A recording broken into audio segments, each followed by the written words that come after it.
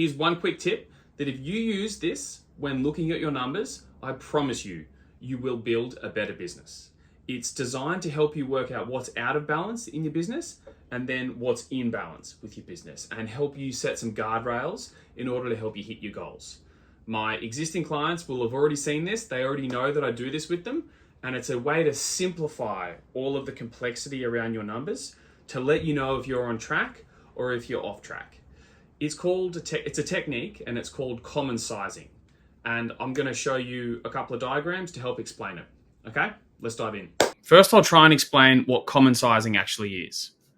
The whole goal is to express one object as a percentage of another object. So in relation to. So for example, if you take this hockey ball here and this golf ball here, you might say that the golf ball is 1/3 the size of the hockey ball.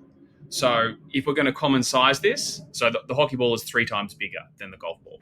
If we're going to common size this, we would say that the golf ball is 33% of the hockey ball's size. So that's the general concept of common sizing.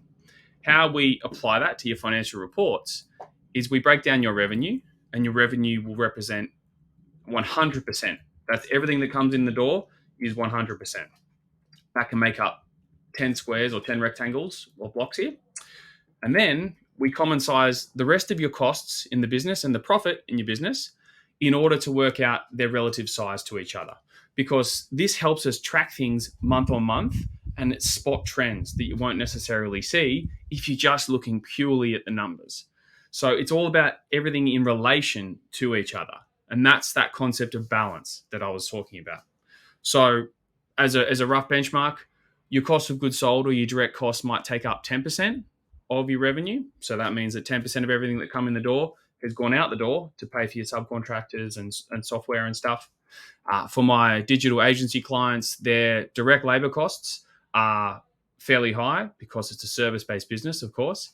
So they may take up 50% of all your revenue. So you can see we've eaten up another 5 slots because that money is going to go out the door to pay our team. Now, I've bundled all the other expenses of the business into operating expenses or OPEX. That should take up roughly around 20% of your revenue should be spent on all the other operating expenses in your business, which ideally should leave a net profit at the end of the month or the end of the year after all the revenues come in the door and all of the costs have been paid. Ideally, you're keeping 20% at the end of that month or year for your profits, which you can reinvest in the business, or you can obviously pay a dividend, multiple things you can do there. So that's the concept of common sizing, and that's how I apply it.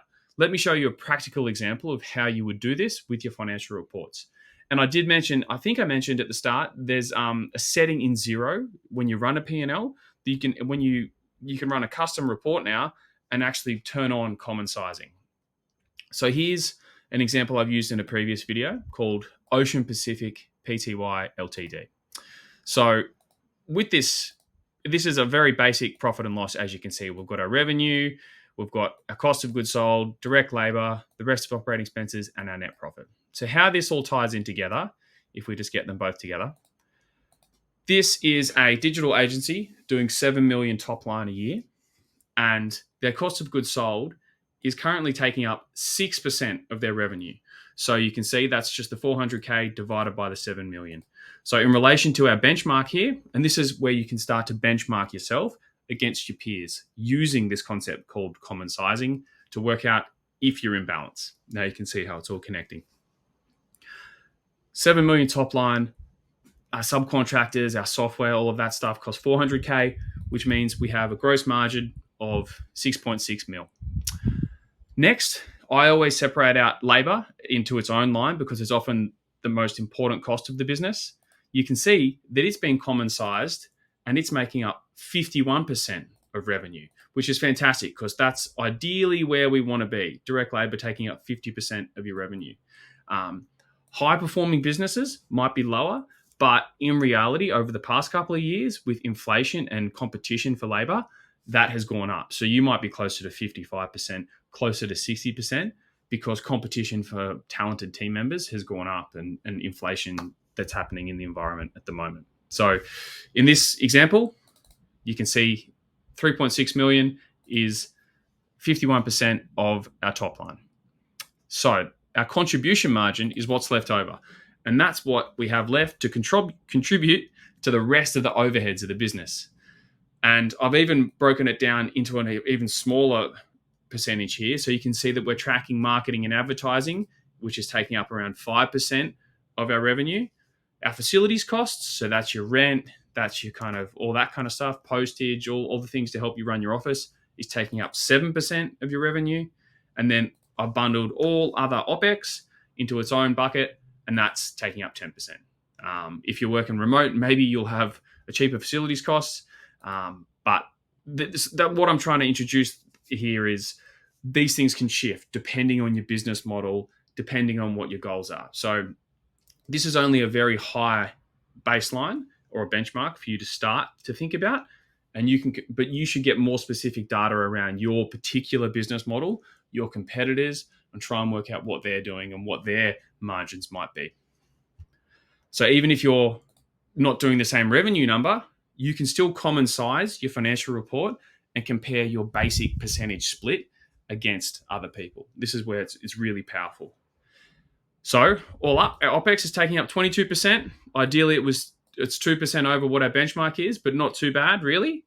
And you can see our net profit of 21% is fantastic. So we're pulling down 1.4 mil in this time period, or 1.44 mil, for a net profit.